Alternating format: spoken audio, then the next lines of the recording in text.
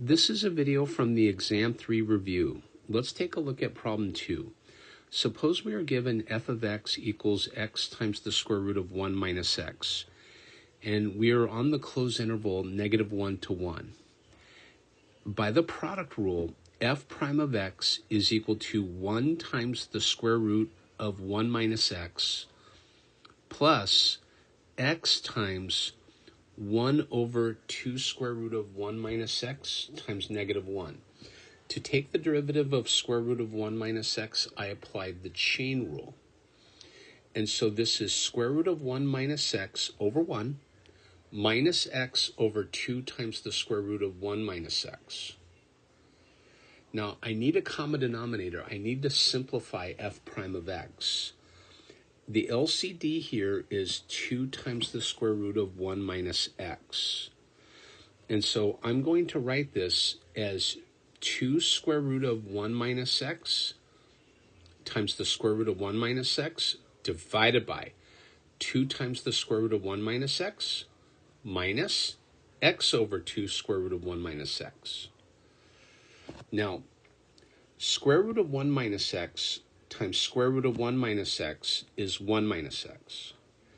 So what we get is 2 times 1 minus x over 2 square root of 1 minus x minus x over 2 square root of 1 minus x, right here.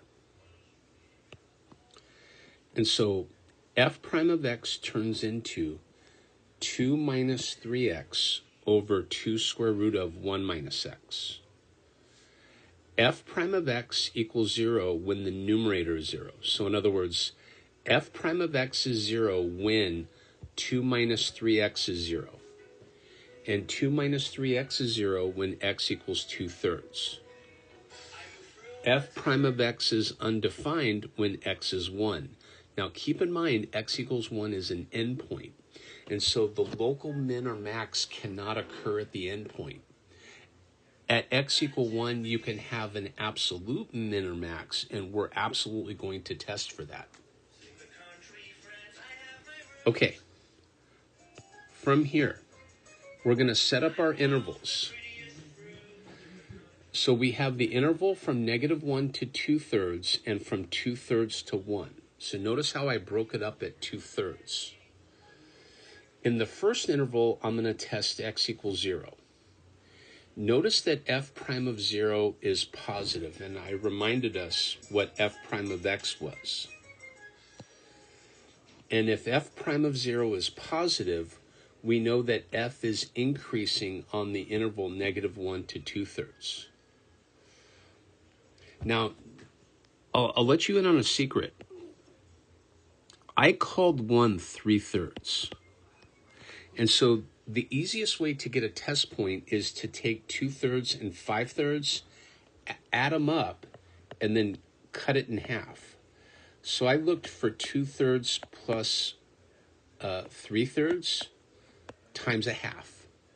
And that's where I'm getting the 5/6 from to test. And I claim when you put 5/6 in for x inside the derivative, it's negative, and therefore it's decreasing on the interval 2/3 to 1. And so therefore, if you go from increasing to decreasing, so therefore f has a local maximum at f of 2/3, okay, which is 2/3 times the square root of 1 minus 2/3, all right? But this is 2/3 times the square root of 1/3, which is 2 over 3 times the square root of 3. So I claim this is what you get when you simplify that. Now, to find absolute min and max, that's the next step. from here,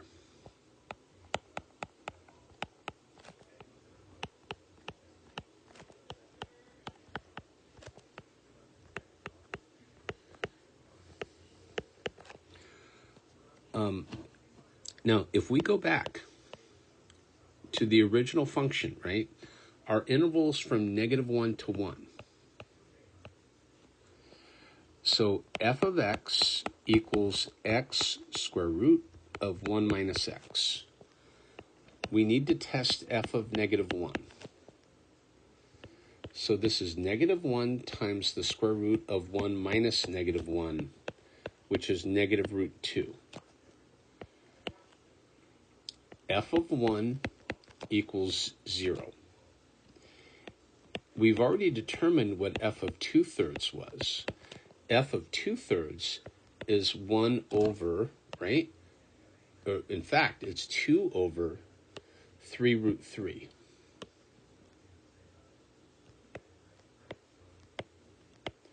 So which one's the highest y value? Which one's the lowest y value, right? So f has an absolute max at f of 2/3 equals 2 over 3√3. So this is the high, or the highest. And then f has an absolute minimum